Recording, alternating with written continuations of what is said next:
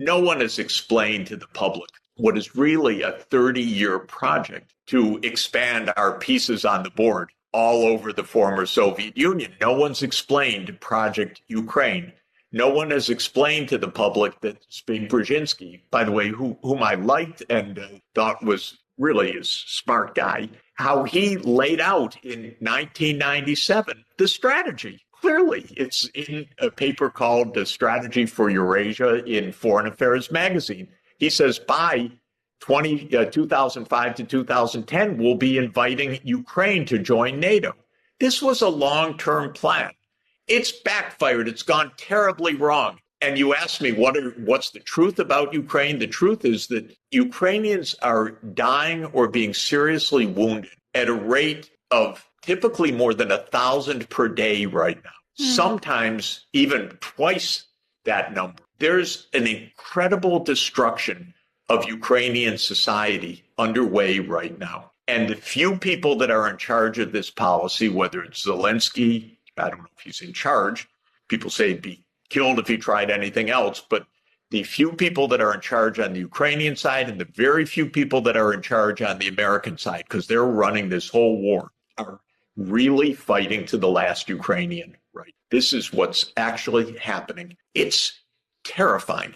This is not a democratically elected government in Ukraine. This is a government of martial law that has overstayed its constitutional limit. There is no internal constraint. People are being shot at the rivers, the border with Romania, for example, if they try to swim across the river to avoid conscription. People are being dragged off the streets right now because they're being sent to the front lines with no training, essentially. Maybe they're told how to handle a gun and how to load it, but then they're sent off to the front lines and they're dying in huge numbers right now. And this is American policy. This is our policy. This is supposedly in the defense of freedom. This isn't in the defense of freedom. This is in the quest to put our peace on the board in this game of risk that we're playing. Now, it's all turning extraordinarily dangerous. The Ukrainian regime is very radicalized.